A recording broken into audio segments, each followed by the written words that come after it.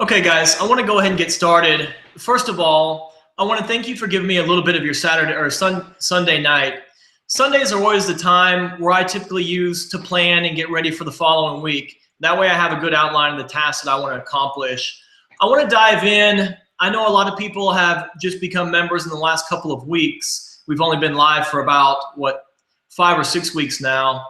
But the first thing I like to say when it comes to being a part of a personal development website is this. You have to see value in yourself before you'll ever add value to yourself. I joke all the time when I'm speaking at different speaking engagements, and I tell people, a lot of folks think the Stone Age ended because we ran out of stones, and that's just not the case. The Stone Age ended because people continue to grow, people continue to learn, people continue to evolve. And what I'm hoping to bring to the table here is the wisdom that I've been able to learn from devouring studies, from devouring books, from learning from my mistakes, and impart that to you to whereas you can hopefully shave years off your learning curve and hopefully achieve your dreams, achieve the success that you're after. I'm already starting to see questions pop up. Let me get to the questions here in a little bit. But I want to dive in now and kind of discuss some of the videos that I put out throughout the week. I've got a little bit of an outline here. I know the first video I went through was the importance of having a plan. And the reason why I think our plans are so important is because in order to not be in the same place when 2015 comes to an end as you were when 2014 did, you need to have a plan and you need to have a way to track your progress. I think all too often when it comes to goals and when it comes to achieving our dreams, people get real excited about the things that they want to accomplish. However, it pretty much stops at that. And in order to be serious about achieving your goals, in order to be serious about living the life of your dreams, you've got to have a plan, because a plan is what's going to bring it to pass. I know one of the things that I've learned is that you can work your tail off in life and not get anywhere. And what separates the successful from the unsuccessful is the fact that successful people attack their days methodically. They have a plan.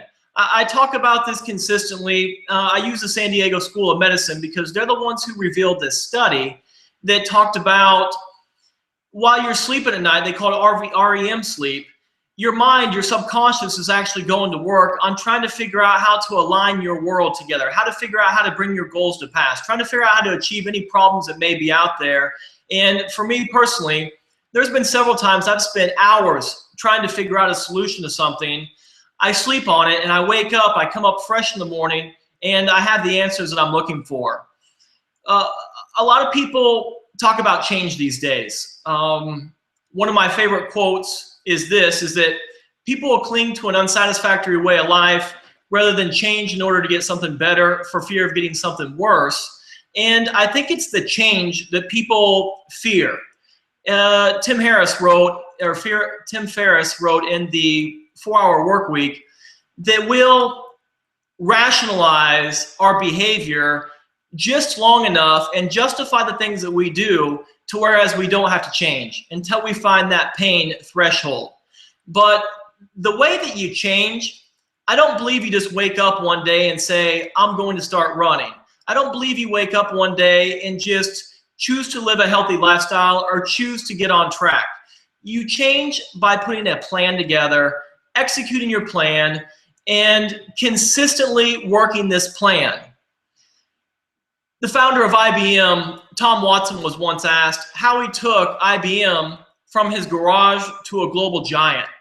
And Tom Watson responded, he said that he thought about what he wanted and he worked backwards. I think this is one of the best ways for us to put a plan together and for us to achieve our goals. Which brings me to the next video I put out. I talked about goals, and what I wanted to focus on our goals, and you'll hear me say this an awful lot, your goals have to be written down and your goals need to be kept in front of you. Every time I give goal speeches, I always get nods from everybody in the audience. They're all telling me, yes, Jeremy, that sounds good. Yes, I understand my goals need to be written down. But I would be willing to bet that less than half the people actually put their goals in writing. And I've consistently said the studies, the psychology is a bit difficult to explain on what happens in our brain when we put pen to paper. But as Brian Tracy says, unless you commit your goals to paper, all they are is wishes and fantasies. So you've got to get your goals down. I talked about in our goals video where Moses said in the 10 Commandments, let it be written, let it be done. And that just reiterates the fact we've got to get this stuff down in writing. They didn't speak it, they actually wrote it. Let me think. And I think when it comes to our goals as well, we need to have goals that inspire us. It's not very inspiring to jump out of bed in the morning and say, I hope I pay my credit card debt off, or I hope I make my mortgage this month. So when you're putting goals down, when you're trying to achieve the goal, when you're wanting to pursue a goal, make it something that's going to thrust you forward, something that's going to make you want to get out in the morning and stay up a little bit later at night. I know my goals are so important to me. I'm looking to do everything I possibly can to bring my goals to pass. I'm constantly watching TED Talks. I'm constantly reading articles or reading magazines that will help me get closer to my goals, that will help me provide more value to the people I have a chance to coach, to the people I have a chance to mentor. Another video I put out, I talked about double loop learning. And this goes into our plan as well. Double loop learning was a study that I came upon, and is what it talked about was a new adage. I think the study was called The Secret Ingredient to Success. And what they did was they were interviewing quite a few successful people out there that had went to extraordinary measures of success in life, and they found that there was something different about these guys, something different about these people. And what was different was these individuals, when they failed at an attempt, it wasn't this try again that I think all too often a lot of people embrace. It was make an attempt, try to achieve what you're after, but if it doesn't work, pause and reflect. Look at the things that went wrong and try to tweak the efforts, try to tweak the plan, try to take a different approach. And certain people abandoned their approach altogether and reworked an entirely different plan. I don't know that I agree with abandoning a plan altogether, but if it's not working, you have to occasionally look at the results that you're getting. Another video I put out, I talked about success leaves clues. And I opened up talking about successful people are willing to do what unsuccessful people won't do. And that's just a fact of life. I think that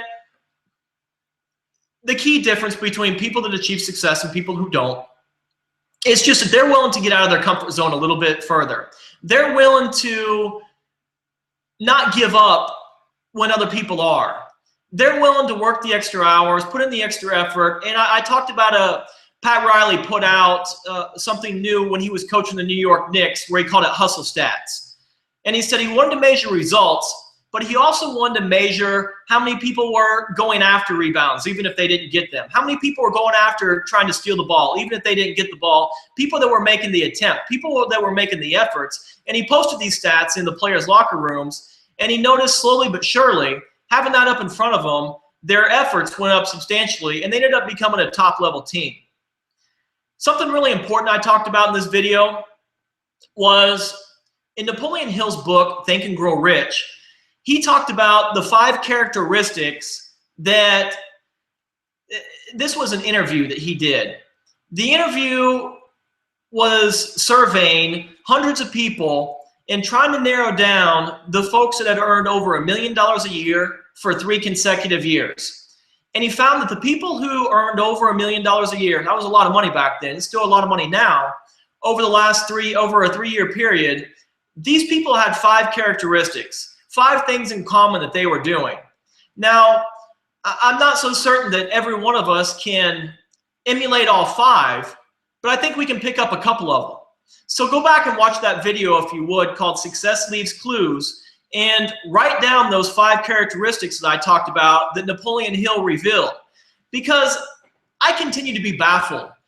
You have people that achieve the success that all of us are after, They write what they did down in a book, telling us step by step the mistakes that they made and what worked for them.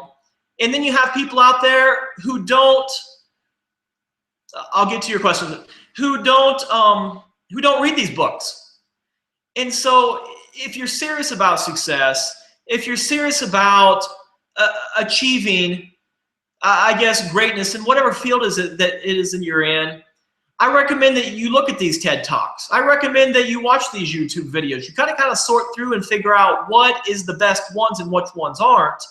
But there is a ton of great information out there. I mean, these universities from MIT to Stanford to Harvard, they have a lot of great professors that give their lectures online, and you can sit there just like you're attending the universities. Another video I put out, I talked about the law of use. And I think this is something really important that all of us need to understand. And the law of use works like this. What you don't use, you lose. However, there's also a positive side to the law of use, which means what you do use strengthens. So the negative side, if you're not using your faith, it's diminishing. If you're not using your ambition, it's decreasing. If you're not constantly working on your abilities, if you're not constantly exercising and trying to make your talents get better, they're diminishing as well. They're decreasing. And that's where I talked about the Bible has a great story called the parable of the talents that illustrates the law of use probably better than any other story out there. And is what all of us know this story. And the servant who was given the 1 talent and who chose to bury his talent in the ground was rebuked. He was called wicked and lazy, slothfulness, because he hoarded what he had and he didn't develop it. So they took his, hence the law of use, what you don't use, you lose. They took his and they gave it to the servant with 10. People may say, well, that's not fair. That could bring me to another great point. Life isn't fair. Bill Gates was the one who said one of the worst beliefs anybody could ever foster is that life is fair. That's why we always have to constantly be in the pursuit of growing, in the pursuit of getting better. I see the questions coming in. I was emailed quite a few before, so I want to jump to those real quick. I want these monthly sessions, and I'm actually going to narrow them down a little bit more so that way I can bring an expert or bring a guest on here. I've got a couple people that I think can add a lot of value from the lessons that they've learned in life. But let me jump in to some of these questions. I see one now that it's asking about, John, okay. What was the first goal I achieved and what was the last goal I achieved? When I talk about goals, the first time I learned how to achieve a goal, I read Zig Ziglar's book, See You at the Top. And he laid out a formula that seemed so simplistic that perhaps I didn't think it would work because it was so simple. And his formula was, if you figure out exactly what you want, if you write it down, if you formulate a plan, and you work on that plan every single day, you can achieve your goals. So the first goal I received, I talk about this quite a bit in my book because this was a turning point in my life. But the first goal I achieved was when I was a young financial advisor, I won a trip to the World Golf Village. And this was a trip that was reserved just for successful financial advisors, for people that had been in the business for decades. And yet I was only in the business that time, maybe a year and a half. But I worked my goal, I wrote down my plan, and I followed it to the T. And it was able to kind of keep myself accountable because I think that's where a lot of us go wrong. We don't hold ourselves accountable for the things that we're going to accomplish, and that's why I don't think that we have plans. That's why I think we don't write down strong to-do lists that will bring us closer to living the life that we're looking for, because I don't know that we want to hold ourselves accountable. We don't want that feeling when the to-do list we don't get to cross off.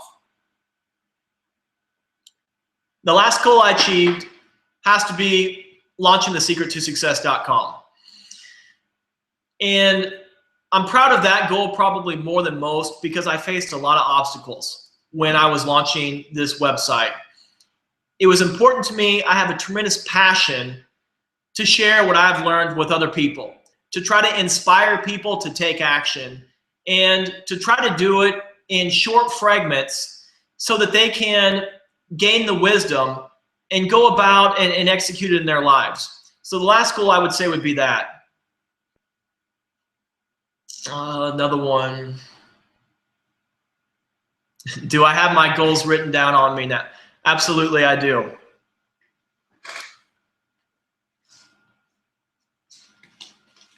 I'll always have my goals on me. Always, always. And the reason why I'll always have my goals on me, I attended a conference maybe 15 years ago. And there was this Olympic athlete that spoke. And he said, I think that he pulled out a sheet of paper that had the time that he was wanting to run, and it was actually the winning time that he won his gold medal. I can't remember who this gentleman was, but when he pulled out the sheet of paper that showed his goals and the success that he achieved from doing that, from that day forward, I immediately wrote down what my goals were. And sometimes my paper gets a little worn out and I've got to rewrite it, but I want to keep my goals on me. I want to know that not only am I practicing what I teach, but my goals are very important to me. And I believe wholeheartedly that every single one of my goals will come to pass. And I want to be as serious about achieving my success as I want the people who learn from me to be serious about theirs. Another one. What's the biggest mistake people make when pursuing their dreams? I think the biggest mistake people make is they try to do too much. They want to reorganize their life in one fell swoop. I think that people need to, I read this analogy a while back and I like it. They need to have, they talked about how they train horses. And the way horses were trained is they start with low fences and they work their way up. That's the way goals need to work for all of us. We need to start with simple goals. We need to start with goals that will be easily achieved, and that's where our confidence can come from. When you realize that you set your heart out to do something and you did it.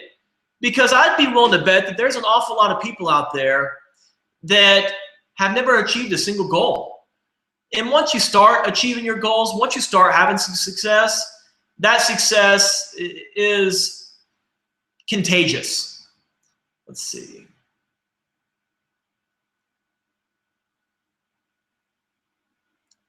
Thank you. I love that. If goals are not written down, it will not happen. I learn this every day. That's a very important thing.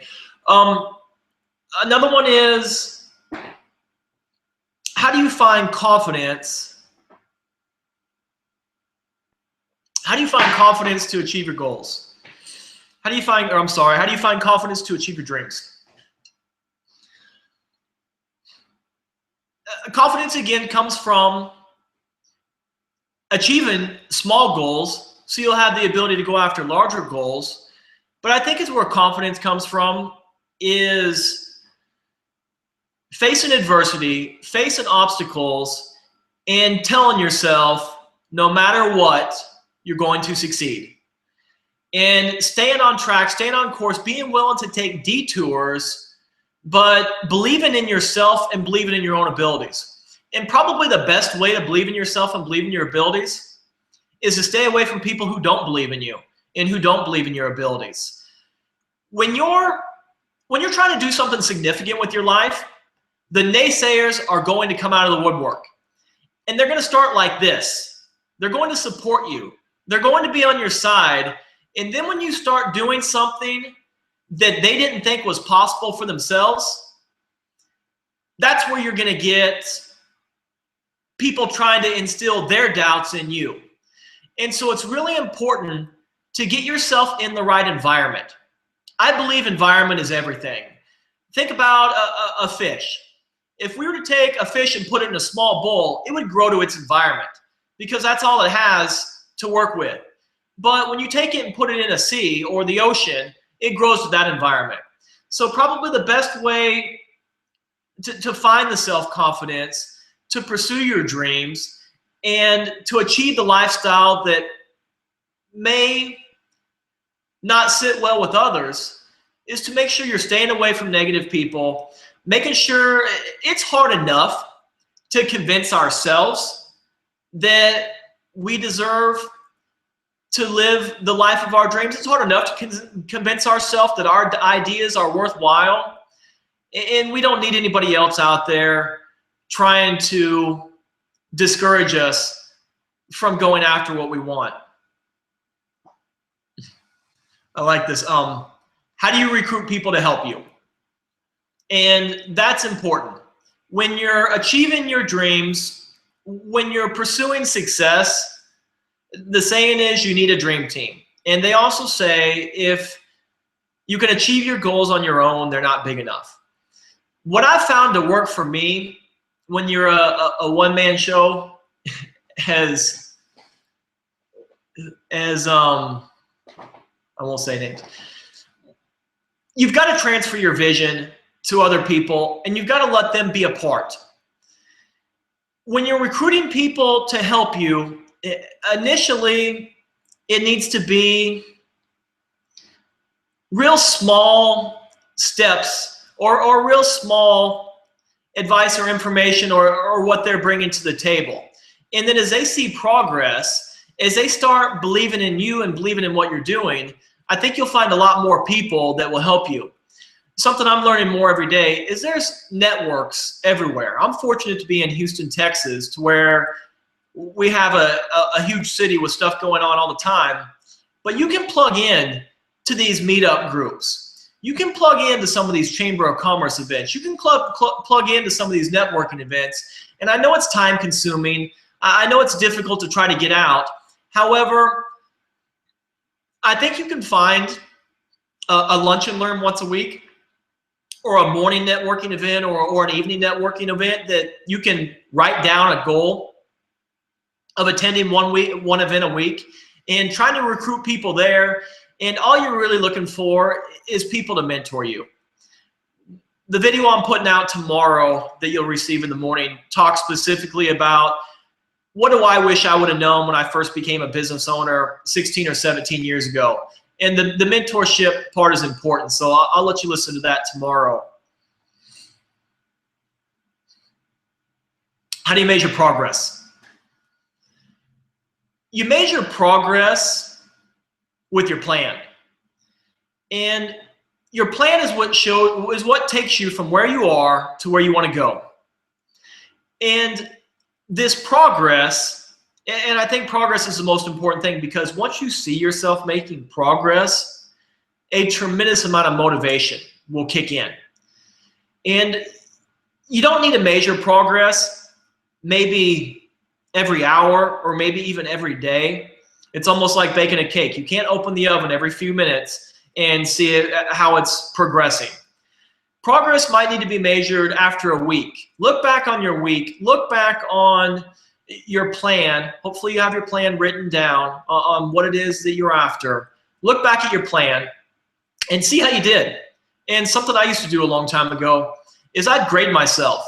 First, I started grading myself at the end of the week, how I did with whether it was getting to the gym, whether it was using my time wisely, whether it was executing my plan. I've always had a plan in place. But give yourself a grade, A, B, C, D, and F, and see how you've done.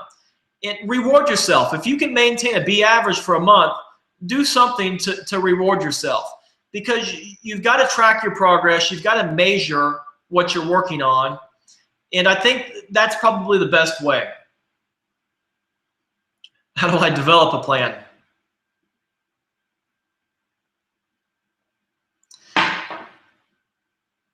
A plan, I have done a tremendous amount of research. I've taken a ton of classes on business plan strategies, on, what else? On pretty much life plans. And the plans that I've seen have been the most effective really are just kind of writing down what you want, where you're trying to go, and how you're going to get there. I think the more complicated people make their plans, the less effective they are. And so when it comes down to, one of my plans, I wanted to run a 5K in less than 20 minutes. And so the plan that I developed for that was, first I figured out where I was right now. Whenever you're developing a plan, whenever you're developing a strategy, I think where people leave off a step is understand where you are today, not where you wish you were or where you'd like to be. Understand where you are right now. And when you understand where you are, then you can try to figure out how you're trying to get to where you're going. I know with me, I figured out I was at 23 or 24 minutes right now on this 20-minute 5K that I was after. And so I gradually dialed it down. I even put certain music that I knew I needed to hear a certain song at a certain time. And when I was going after this goal, it shaped a lot of other things in my life. The way I ate, the way I rested. I was excited to go out there and try to achieve something. So when it comes to your goals, how do you develop a plan? The first thing is you've got to put pen to paper. And once you have a strategy mapped out, that doesn't necessarily mean that this is it and this is what you have to do. A lot of people want to write books, and I believe a lot of people should write books. And if they would just write 1 page a day, they could write a 300-page book in a year. That's a plan in itself. So the planning part is important. I'm having trouble staying focused. I guess that might go with a plan as well. I think people that have trouble staying focused, they lose sight of their vision. They lose sight of what it was they saw when they initially wanted to achieve that goal that they set. You need to keep that vision in your mind, and when you go to bed at night, or even when you think deeply about it throughout the day, you'll stay focused, I believe. You'll stay focused if you'll really imagine yourself living what it is that you're after. When it comes to, whether it is running the 5K in 20 minutes, I visualized what it felt like crossing that line with the timing mechanism I had on there underneath the 20 minutes. When it comes to writing a book, I get messages through social media all the time about people that want to write books. And you need to draw an outline and you need to make a plan, but think about it for a while. Think about how you're going to feel when you become an author. Think about how you're going to feel. Think about the emotions that you'll have when you're sitting there at a table and you're signing the book that you wrote. And I think that will help stay focused and kind of help you stay on track there. Just a couple more. Distractions.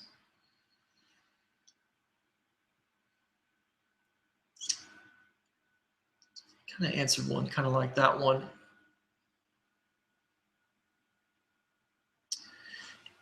Here's one about distractions. I think all too often people don't, and this goes back to almost a plan again, they don't methodically approach their day. They don't time block the things that they want to do. And if you're checking social media posts to see who's liking or who's commenting all the time, I don't think that's the most effective use of your time. When it comes to distractions, unless something traumatic has happened, you've got to seal yourself off and you've got to focus on what's most important to you. Because I think a lot of people go through their lives, I think a lot of people wind up at the end of their days, at the end of their weeks, and at the end of their lives, realizing that they didn't reach their full potential because they were majoring in minor things.